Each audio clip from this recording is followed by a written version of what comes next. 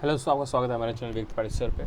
और आज जैसे आप थंबनेल देख रहे हैं, एक बहुत ही मोटिवेटिंग वीडियो लेके आप सबके लिए। बहुत ही मोटिवेटिंग। क्या है ये इंडियन आर्मी, किस मिट्टी की बनी है और क्यों दुश्मन से थर थर काँपता है। ऐसे 3 युद्ध जिसने इतिहास पे अपना नाम दर्ज करा लिया है, जिसे पढ़ाया जाता है as a strategy for motivation and for bravery. जिसमें सबसे पहला है बैटल ऑफ लोंगेवाला 1971।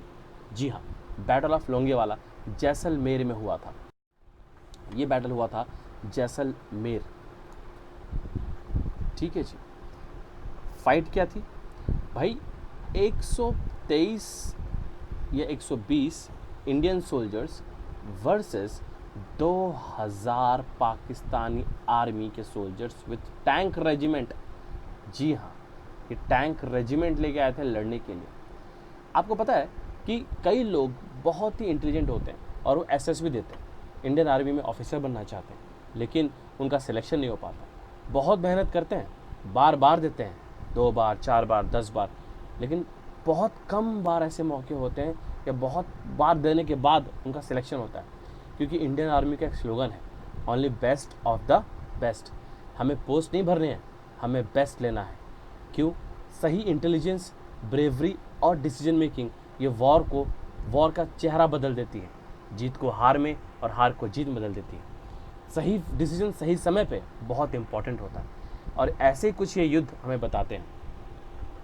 तो लोंगेवाला का जो युद्ध है, ये लड़ा गया था 1971 में। उस टाइम अगर आपको याद हो, बांग्लादेश में लड़ाई चल रही थी मुक्ति वाहिनी में, और इंडियन आर्मी ना केवल जल थल नेवी हर तरह से पाकिस्तान के साथ लड़ रहा था। जब सारी आर्मी बिजी थी बांग्लादेश तरफ, तो लोंगेवाला में स्ट्रेंथ बहुत कम थी। इंडियन आर्मी सोचा नहीं था, भारत ने सोचा भी नहीं था कि पाकिस्तान यहाँ से हमला बोल देगा, लेकिन उसने हमला बोल दिया।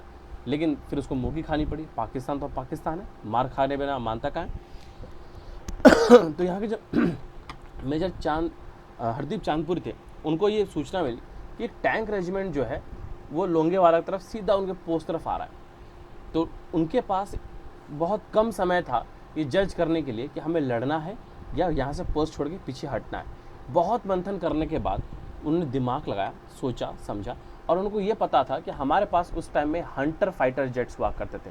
जो हंटर फाइटर जेट्स होते थे ना स्टूडेंट्स, सॉरी दोस्तों, ये जो हंटर फाइटर जेट्स होते थे, ये रात को नहीं लड़ पाते थे, ये दिन को लड़ पाते थे। और ये बात पाकिस्तानी आर्मी को भी पता थी। ठीक है, तो उन्होंने इसलिए रात को अटैक किया, अंधेरे में अटैक किया। अब उनको पता था हरदीप चांदपुरी को कि हमें बस रात भर रोकना है इन्हें। अगर हम इनको रात भर रोक लेते हैं तो सुबह हमारे हंटर फाइटर जेट्स इनका नामो निशान मिटा देंगे। तो 12:30 बजे के आसपास हमला किया गया। जी हाँ, 12:30 बजे के आसपास हमला किया गया पाकिस्तान द्वारा। अब हरदीप चांदपुरी बहुत ही समझदार थे। उन्होंने क्या किया, एक बार्ब्ड वायर लगा दिए। बार्ब्ड वायर जो कटीले तार होते हैं, यहाँ पे बार्ब्ड वायर लगा दिए। और माइंस हमारे पास इतना हमारे पास टाइम नहीं था कि हम माइंस बिछाएं, और इतने माइंस हमारे पास थे भी नहीं। तो इन्होंने क्या किया, बार्ब्ड वायर लगा दी और इसके आगे 2-3 ऐसे माइंस उन्होंने बिछा दी। ठीक है, तो जैसे टैंक आगे बढ़े पाकिस्तान के, तो एक माइन फटा और वो टैंक नेस्तनाबूद हो गया। तो उनको लगा कि भाई और भी माइंस हैं, यहाँ पे लिखा था mines ahead, be aware, mines ahead. तो पाकिस्तानी डर गए कि भाई इन्होंने पूरे माइन बिछा रखे। तो उन्होंने क्या किया, ये माइन ढूंढने के लिए जो इनके अलग दल होता है उसको भेजना शुरू कर दिया कि तुम एक काम करो, तुम ये माइन ढूंढो, कि ये माइन निकालो, जितने माइंस हैं उसको निकालो, और तब तक हम लोग यहाँ पे खड़े। इतने में क्या था, हमारे पास सिर्फ एक ही ऐसा हथियार था जो इन टैंक्स को तबाह कर पाता था, और वो हमारे पास हथियार था M40 रिकॉयलेस गन, जो एक जीप पे माउंटेड था। अगर आपने बॉर्डर मूवी देखी है, वैसे बॉर्डर मूवी बता दूं, थोड़ी झूठी मूवी है। उस मूवी में काफ़ी बातें सच, लेकिन ये बात जो है कि सब लोग मारे गए थे, वो बिल्कुल गलत है। क्योंकि इंडियन साइड में सिर्फ 2 कैजुअलिटी, ओनली 2 कैजुअलिटीज़ हुई थी, यानी सिर्फ 2 हमारे सिपाही वीर गति को प्राप्त हुए थे वहाँ पे, सिर्फ 2। और हमने उनके कितनी बड़ी तबाही की थी आप इमेजिन नहीं कर सकते। तो उनका जो रेजिमेंट था वो 151 मोबाइल इन्फेंट्री ब्रिगेड था पाकिस्तान का, जिसने हम पे हमला किया था। 2000 सोल्जर्स, और उससे 100 के करीब इनके पास सपोर्टिंग व्हीकल्स वो होते हैं जो सप्लाई, मतलब फ्यूल लेके चल रहे हों, असला बारूद लेके चल रहे हों, और बहुत अलग काम के लिए व्हीकल्स होते हैं जो उसके साथ साथ चल रहे थे। तो यहाँ पे इंडियन साइड जो कमान संभाली थी हरदीप चांदपुरी ने संभाली थी, और जो पाकिस्तान के साइड थे वो थे गुलाम मुस्तफ़ा। ये बाद में युद्ध का मैदान छोड़ के भाग गए थे, और इसीलिए इनका कोर्ट मार्शल भी कर दिया गया था। ठीक है, लड़ाई हुई थी 4 दिसंबर 1971। जी हाँ, 4 दिसंबर 1971 को लड़ाई शुरू हुई। हुआ क्या, पाक आर्मी ने 12:30 बजे अटैक किया, तो हमारे M40 रिकॉयलेस गन्स ने उनके 12 टैंक उड़ा दिए। जी हाँ, एक जीप पे लदी हुई गन ने उनके 12 टैंक, और ये टैंक कोई आम टैंक नहीं थे, ये अमेरिका द्वारा दिए गए पेनेटा टैंक्स थे, जो उस टाइम को अपने आप को बोलते थे ये तबाह ही नहीं हो सकता। उनके 12 टैंक से हमारे M40 रिकॉयलेस गन ने तबाह कर दिए। ठीक है, अब हुआ क्या, उसके जो स्पेयर टैंक्स होते हैं, स्पेयर टैंक्स यानी जो फ्यूल लेके चलते हैं, हमारे क्या किया गन्स ने इस पर हमला किया, तो जिसमें वो ईंधन लेके चल रहे थे वो बहुत ज़ोर से फटा और आग लगी, जिससे क्या हुआ, आसपास उजाला हो गया। फिर क्या था, हमारे सोल्जर जो बिखरे मतलब अलग अलग काफ़ी दूरी पे थे, ताकि वो आर्मी को उस टैंक रेजिमेंट को घेर सके, उन्होंने फायर खोल दिया और अंधाधुंध फायरिंग शुरू कर दी, जिससे बहुत ज़्यादा मात्रा में उनके सिपाही ढेर हो गए। और हमने उनको बस 2 घंटे तो इसमें उलझाए रखा कि माइंस है या नहीं है। वो 2 घंटे बाद उनको ये समझ आया, 2 से ढाई घंटे बाद, कि ये तो हमें बेवकूफ़ बनाया जा रहा है। और उसके बाद क्या था, हमारे आर्मी हम लोग नंबर में बहुत कम थे, लेकिन हम लोग रुक रुक के फायर कर रहे थे, होशियारी से फायर कर रहे थे, हर एक बुलेट की कीमत हम लोग वहाँ पे वसूल कर रहे थे। फिर वो पाक आर्मी ने सोचा कि अगर आगे माइंस हो भी सकते हैं, उन्होंने हम रास्ता बदल लेते हैं और इनको इस ये जो पोस्ट है इसको पीछे से घेरने की कोशिश करेंगे।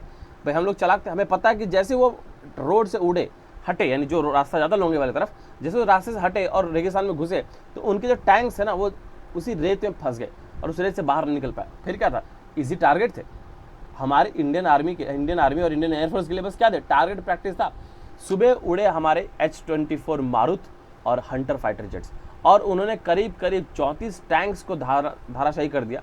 उनके साथ साथ 200 व्हीकल्स और थे सपोर्ट में थे, उनको तबाह कर दिया, और 250 सोल्जर्स को मौत की नींद सुला दी। और बड़े आसानी से हमने लोगों वालों को प्रोटेक्ट किया, बल्कि एक इतिहास में अपना नाम लिखवा लिया कि इंडियन आर्मी से पंगा लेना आपको बहुत भारी पड़ेगा। ऐसे और एक वॉर है, चलते हैं उसको देखते हैं। Battle of Rezang La 1962। आजकल चाइना बहुत आंख दिखा रहा है, उस चाइना को बता दो कि हम आज से तुम्हारी गर्दन नहीं तोड़ रहे, हम 1962 से तुम्हारी गर्दन तोड़ रहे हैं बेटा। और गर्दन नहीं तोड़ रहे, तुम्हारा तो चाउमीन मंचूरियन बना रहे हैं। ये जो व्यक्ति आपको दिख रहा है, ये है मेजर शैतान सिंह परमवीर चक्र, एक ऐसा योद्धा जिसकी कस्में खाई जाती हैं। आज भी कोई भी इंडियन आर्मी और IMF में निकलता है ना, वो यही बोलता है कि मुझे शैतान सिंह जैसा बनना है। जहाँ हर एक सिपाही मरने को, अपनी जान देने को तैयार हो, और एक 100 के बराबर है, तो वहाँ पे तो क्या ही कहना। अब देखते हैं हुआ क्या था। Major Shaitan Singh Charlie company को लेके तैनात थे कहाँ पे, रजांगला में। ठीक है, 13th बटालियन कुमाऊं रेजिमेंट के 13 बटालियन के थे ये। और जो लड़ाई हो रही थी ना, ये रजांगला वाली, ये 1600 फीट पे हो रही थी, जहाँ पे जो तापमान था वो -30 डिग्री सेल्सियस था। और आपको एक बात बताऊँ, हमारे इंडियन आर्मी के पास कपड़े भी नहीं थे। जी हाँ, हमारे इंडियन आर्मी के पास जो उस टेम्परेचर को सहने के लिए गर्म कपड़े होते हैं वो नहीं थे, जो शूज़ चाहिए थे वो भी नहीं थे, बंकर्स नहीं थे। हमने बस एक पोस्ट बनाई थी, दुश्मन ऊपर बैठा था चोटी पे और हमें देख पा रहा था, हमारे हर एक मूवमेंट को देख पा रहा था, लेकिन फिर भी हम बहादुरी से लड़े। और हमारे सिर्फ 123 जवानों ने उनके 1300 जवानों को धाराशाही कर दिया। जी हाँ, 1300 को लेके हम लोग बैठ गए थे, और 113 हमारे गए भी नहीं थे। हमारे जो टोटल सिपाही जो वीरगति को प्राप्त हुए थे वो 114 वीरगति को प्राप्त हुए थे। अब इमेजिन कर लीजिए, कैलकुलेशन आपको आता ही होगा कि 114 जब 1300 में भारी पड़ते हैं, तो गलवान वैली में क्या हुआ था, वो तो एक ट्रेलर मात्र था। इसलिए चीनी आर्मी 10 बार सोचे, तुम्हारे पास कोई भी हथियार हो यार, तुम्हारे पास S-400 हो, कोई भी हो, लेकिन 10 बार सोचना है इंडियन आर्मी से पंगा लेने से पहले, 10 बार सोचना। ठीक है जी, और यही नहीं, इनके पास जब युद्ध करना है ना, ये पूरी तैयारी से थे, पूरी तैयारी से थे। गर्म कपड़े, राशन पानी तो लेके आए थे, साथ इनके पास मॉडर्न मशीन गन्स थे, यस MMGs थे इनके पास, LMGs थे इनके पास, मोटार्स थे, राइफल्स थे। और हमारे भारतीय सैनिक के पास क्या थे, सिर्फ 303 नॉट राइफल्स, क्योंकि उस टाइम के जो हमारे प्रधानमंत्री साहब थे ना, वो कहते थे हिंदी चीनी भाई भाई, नॉन अलाइनमेंट, अहिंसा, दुश्मन को नहीं पता है अहिंसा क्या होता है। ये 303 राइफल वो थे जो सेकेंड वर्ल्ड वॉर में यूज़ किए गए थे भाई साहब, जो सेकेंड वर्ल्ड वॉर में यूज़ किए गए थे, ये वही हथियार थे, ये वही वेपन्स थे, और उसको लेके हमारे सिपाही लड़े थे इन चीनियों से। हुआ क्या, हुआ ये कि चीनियों ने भैया कर दिया अटैक। ठीक है, हमारे शैतान सिंह ने बोला कि भाई ऊपर से ऑर्डर आया, हम 123 है, हमें या तो पीछे मुड़ जाना है, वापस चले जाना है, और या तो इनसे लोहा लेना है। इंडियन आर्मी है, पीछे मुड़ना जानती नहीं है, पीठ पे गोली खाती नहीं है। कहते नहीं साहब हम तो लड़ेंगे। कहते ठीक है लड़िए। तो इन 123 में से जब हालात बहुत बिगड़ गए, लड़ना शुरू किया भाई भारतीय सैनिक ने, और उनके पहले वेव, ये वेव में अटैक करते हैं चीनी, यानी पहले 100 जाएंगे, फिर 100 जाएंगे, फिर 100 जाएंगे, एक साथ अटैक नहीं करते। ये वेव्स, इसको वेव कहते हैं, ये इनकी स्ट्रैटेजी होती है, ये वेव अटैक करते हैं। तो जो पहला अटैक हुआ ना, उसमें से 60 तो हमने सुला दिए, 60 को तो हमने वहीं पे मौत के घाट सुला दिए, लेकिन हमारे पास एमुनेशन की बहुत कमी थी, गोलियों की बहुत कमी थी हमारे पास। तो इसमें से शैतान सिंह ने उनके एक जो कम्युनिकेशन, रेडियो कम्युनिकेशन थे, रामचंद्र यादव जी को, ये इनके बहुत खास थे। इन्होंने इनको कहा एक काम करो, हम यहाँ पे जो लड़ रहे हैं, हमारी जो स्थिति है, ये आगे किसी को बताने के लिए किसी को रहना पड़ेगा, और वो काम तुम करोगे। इन्होंने कहा नहीं सर, आपको छोड़ के कैसे जा सकते हैं? कहते नहीं, अगर नहीं जाओगे तो हम इतिहास के पन्नों में दफन हो जाएंगे, हमारी बहादुरी दफन हो जाएगी, और किसी को पता नहीं चलेगा कि हमने यहाँ पे क्या झेला, क्या किया हमने यहाँ पे, तुम्हें जाना पड़ेगा। तो रामचंद्र जी वहाँ पे गए और इन्होंने कमांड को जाके बताया कि हमारे 123 जवान उन चीनियों पे बम बन के बरस रहे हैं भाई साहब, न्यूक्लियर बम की तरह हम लोग उनके ऊपर बरस रहे हैं। इन पर विश्वास नहीं किया गया, उल्टा इनको कोर्ट मार्शल की धमकी आ गई कि भाई तो हम तो तुम्हें कोर्ट मार्शल कर देंगे। लेकिन अब ये जो 123 थे ना, इसमें से 114 जवान हमारे शहीद हुए थे, जिसमें से 9 को जो जिंदा थे उनको चीनों ने पकड़ लिया था, और उसमें से एक थे आपके निहाल सिंह, उसमें से हमारे पास एक थे निहाल सिंह। ये वहाँ से बच के भागे, उनके गिरफ्त से बच के भागे, और ये भी पहुँच गए कहाँ पे, अपने आर्मी हेडक्वार्टर्स, और उन्होंने वही कहानी सुनाई जो रामचंद्र यादव ने सुनाई थी। तब जाके इनको यकीन हुआ कि नहीं, जब हमारा सिपाही जो बच के आया, जब वो ये कहानी सुना रहा है तो सच कह रहा होगा। अब यहाँ पे चीनी भिड़े किससे? आहिर रेजिमेंट थी भाई साहब, जी हाँ, चार्ली कंपनी में ये सारे हरियाणा के 6-6 फुट या जवान, इनकी तो गर्दनें तोड़ी हैं हमने, बहुत गर्दनें तोड़ी, क्योंकि हथियार खत्म हो गए थे, हाथों से पहलवान थे सारे, पकड़े गर्दन तोड़ी, भाग, पकड़ा गर्दन तोड़ा, भाग, फेंका, और इनकी बंदूक छीन के फिर इन्हीं को मारा। लेकिन ज़्यादा देर नहीं टिक पाए, लड़ते लड़ते शैतान सिंह के बाजू में गोली लगी, वो इंजर्ड हो गए, फिर भी हौसला नहीं आ रहा, पोस्ट दर पोस्ट जाके सबका हौसला बढ़ा रहे थे कि मैं लड़ना है। फिर बाद में उनके पेट में गोली लगी और वो बैठ गए, और वो वीर गति को प्राप्त हो गए, और इसी तरीके से हमारे 114 जवान भी शहीद हो गए। यहाँ तक कि जो चाइनीज़ आर्मी थी उसने बाद में अपने राइफल्स ज़मीन में गाड़े और उसके ऊपर अपनी टोपियाँ लगाई, जो कि ये एक सम्मान का चिन्ह है। वो भी हमारे बहादुर सामने नतमस्तक हो गए थे कि सिर्फ 303 नॉट राइफल से हमने मशीन गन का मुकाबला किया था।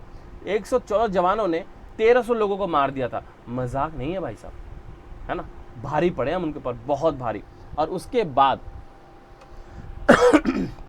जैसे मैंने बताया, वॉर हुआ था 18 नवंबर को 1962 में। 114 जवान हमारे शहीद हुए थे, 9 जिंदा थे, बच गए थे, जिनको बाद में जिनेवा कन्वेंशन के अनुसार हमारे भारत को वापस सौंप दिया गया था। और जब जनरल थे, जो हमारे जनरल साहब थे, वो जब दोबारा गए, जब बर्फ़ पीटी और दोबारा गए, तो उनको जब बॉडी दिखी तो उनके आंखों से आंसू निकल गए। आंसू क्यों निकले? डेड बॉडी देख के नहीं, एक भी जवान के पीठ में गोली नहीं थी। जी सही सुना आपने, एक भी जवान के पीठ में एक भी गोली नहीं थी। जितनी गोलियां खाई थी ना, सीने पे खाई थी, और वहाँ पे फुट फुट कर रहे थे हमारे जनरल साहब। उस टाइम के जो आर्मी के हेड थे, वो समझ नहीं पाते कि हो क्या रहा है, क्या किया है, मतलब शब्दों में बयान नहीं कर सकता। It's a beggars description. जो लड़ाई लड़ी, जो हौसला दिखाया, जो अदम में साहस दिखाया, उसको शब्दों में बयान ही नहीं किया जा सकता। और इसीलिए मेजर शैतान सिंह को मरणोपरांत परमवीर चक्र से नवाजा गया। और ये तो सिर्फ स्टार्टिंग है। एक सबसे महत्वपूर्ण लड़ाई जो मुझे बहुत पसंद है, जिनके बारे में इतिहास गवाह मूवी बनी है अभी, देखते हैं कौन सी मूवी है, बैटल ऑफ सारागढ़ी। जी हाँ, 21 सिख जवान 10,000 पठान पे भारी पड़े। चिड़िया नाल में बैर बाज लड़ावा, 1.25 लाख तो एक लड़ावा, ता गोविंद सिंह नाम कहावा। ये है हमारी सिख रेजिमेंट। 1897 में ये वॉर हुआ था सारागढ़ी के किले। हुआ यूँ कि 21 सिख सोल्जर्स, जो कि हमारे 36 रेजिमेंट थे, सिख रेजिमेंट के थे, और उस टाइम ये बंगाल इन्फेंट्री थे। जी हाँ, वो उस टाइम में ये ब्रिटिश इंडियन आर्मी थी, ब्रिटिश के अंतर्गत ये सारे जवान लड़े थे। तो ये इसलिए बंगाल इन्फेंट्री से बाद में अलग रेजिमेंट ही बना दिया गया। कहा जाता है करीब 10,000 अफगान थे जो लड़ने आए थे, जो कि अलग अलग कबीले से थे। एक कबीला था अफरीदी कबीला, और एक कबीला था ओराकाजी कबीला। ठीक है, इनका भाई अंग्रेज़ों से 36 का आंकड़ा था। तो ये आए लड़ने के लिए। 12 सितंबर 1897 को सारागढ़ी किले पे आ गए। ठीक है, अब ये सारागढ़ी था क्या? सारागढ़ी बेसिकली किसको किला भी नहीं कह सकते, एक आउटपोस्ट बनाया गया था जो कि एक कन्वर्सेशन यानी मैसेज पहुंचाने के लिए, मैसेज रिले करने के लिए। अब वो टेलीग्राफ के तार बिछा नहीं सकते थे क्योंकि जो पठान थे उसको तोड़ देते, उसको काट देते थे, तो हीलियोग्राफ की मदद ली जाती थी। हीलियोग्राफ क्या होता है कि सूरज की रोशनी की मदद से और कुछ लेंस और मिरर की मदद से मैसेज को कोड में भेजा जाता है और उस कोड को पढ़ के समझ के लिखा जाता है। तो ऐसे वो कन्वर्सेशन करते थे। तो एक आउटपोस्ट था, 2 किले थे, एक गुलिस्तान फोर्ट था और एक लॉकहार्ट फोर्ट था। इन दोनों से 2.5 किलोमीटर, यानी 2.5, अगर ये मान लो सारागढ़ी है आपका, तो 2.5 किलोमीटर पर आपका गुलिस्तान है और 2.5 किलोमीटर पर ये लॉकहार्ट है। तो ये इसके और इसके बीच में एक इम्पॉर्टेंट रोल निभाता था कि प्रोटेक्शन के लिए और आगे दुश्मन की जानकारी देने के लिए। तो इसको कहा जाता है histories greatest last stands. Last stands क्या होता है कि जब आपको पता हो कि मृत्यु निश्चित है, उसको टाला नहीं जा सकता, और फिर भी अपनी जान की बाजी पे खेल जाना और दुश्मन की धज्जियां उड़ा देना, उसको कहते हैं हिस्ट्रीज ग्रेटेस्ट लास्ट स्टैंड्स। आप लोगों ने बड़ी मूवी देखी होगी 300, जो हॉलीवुड की मूवी है, वहाँ तो 300 थे और यहाँ केवल 21। रेशियो निकालोगे ना तो 476 पे एक सिख जवान भारी पड़ा था। शुरुआत होती है 9 बजे। 9 बजे पठान पहुंच जाते हैं किले के दरवाजे पे, कहते हैं देखो हमारी तुमसे कोई दुश्मनी नहीं है, हमारी तो दुश्मनी अंग्रेज़ों से, तो तुम लोग चले जाओ, हम तुम्हें छोड़ देंगे। ऐसे कैसे चले जाएं साहब। क्वीन विक्टोरिया ने, जो आपकी इंग्लैंड की रानी थी, उन्होंने एक कहानी, एक कहावत कही थी, कहती है it is no exaggeration to record that the armies which possess the valiant Sikhs cannot face defeat in war. अर्थात जिस फौज में सिख हो वो कभी हार नहीं सकते। जी हाँ, इतना भरोसा था सिख रेजिमेंट पे। तो लड़ाई शुरू होती है 9 बजे, 7 घंटे तक लड़ाई चलती है। इनको सिर्फ रोकना था, यानी इनको सिर्फ शाम तक इन पठानों को रोकना था। और इतनी देर में जो लॉकहार्ट है, लॉकहार्ट में कोई ज़्यादा सिपाही नहीं थे, लॉकहार्ट में 168 सिपाही थे और आपके जो गुलिस्तान फोर्ट है उसमें 178, ये भी कुछ नहीं बिगाड़ पाते। लेकिन अगर इतने देर इनको रोक लिया जाता तो ये लोग क्या करते, ये पीछे मैसेज भेज देते अपने आउटर कमांड्स को और वहाँ से मदद को बुला लेते ताकि वो इनको भगाया जा सके अफगानों को। और ऐसा ही हुआ। ईश्वर सिंह, हवलदार ईश्वर सिंह, जो आपने देखा होगा मूवी में अक्षय कुमार ने रोल निभाया था, हवलदार ईश्वर सिंह ने अपनी जान की बाजी लगा दी और 21 जवानों के साथ शहीद हो गए, अपने किले को, अपने एक वचन को, अपनी ड्यूटी को निभाते हुए। इतनी ज़्यादा डेडिकेशन अगर आपको सीखनी हो, ईमानदारी सीखनी हो, तो इस युद्ध से सीखते हैं। वहाँ पे एक 19 साल का लड़का भी था, उसका नाम था गुरमुख सिंह, सिर्फ 19 साल। जी, ये हीलियोग्राफ ऑपरेटर था, यानी हीलियोग्राफ ऑपरेट कर रहा था। जितने मैसेज एक्सचेंज होते हैं, अब आप सोचते हो मूवी कैसे बनी है, स्टोरी कैसे पता हम लोगों को। एक बंदा लगातार बैठ के मैसेज दे रहा था और मैसेज रिसीव कर रहा था। हीलियोग्राफ मैंने अभी बताया थोड़ी देर पहले क्या होता है।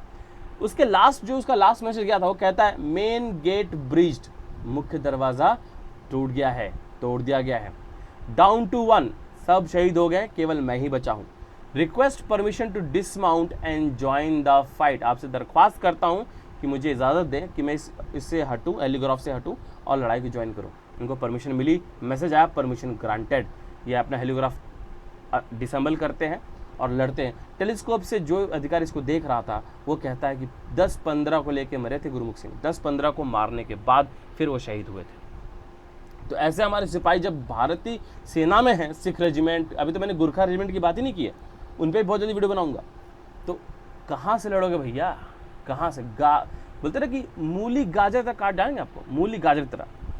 और ये देखिए, ये है सारागढ़ी का फोर्ट जो ध्वस्त कर दिया गया था और यहीं पे हमारे 21 सिपाही शहीद हो गए थे। और ये है वो 21 सिपाही। जी हाँ, ये बीच में आप देख रहे हैं हवलदार ईश्वर सिंह, ये ओरिजिनल फोटो है। This is the original photo of the 21 Sikh जो 36 रेजिमेंट बंगाली इन्फेंट्री के थे। दोस्तों, भारतीय सेना ऐसे अदम्य साहस वाले सिपाहियों से भरी है। उनको बस हमारा सपोर्ट चाहिए। सपोर्ट बॉयकॉट करके दुश्मन देशों के सामान को मत इस्तेमाल करिए, अपने ट्रेडर्स को सपोर्ट करिए, अपने देश को सपोर्ट करिए। हम बॉर्डर जाके नहीं लड़ सकते, लेकिन हम अपने घर से, अपने फ़ोन से, अपने मोबाइल से, अपने खरीद से, अपने पैसे से लड़ सकते हैं। इतनी साहस तो आप दिखा ही सकते हैं, ऐसी मेरी उम्मीद है। भारत माता के लिए, अपने देश के लिए इतना तो आप कर ही सकते हैं। उम्मीद करता हूँ इससे आपको बहुत मोटिवेशन मिला होगा। अगर आपको पसंद आता है कमेंट सेक्शन में बताइएगा। ऐसे और कहानियाँ हैं जो मैं लेके आऊँगा और आपको सुनाना पसंद करूँ। तब तक के लिए जय हिंद, हर हर महादेव।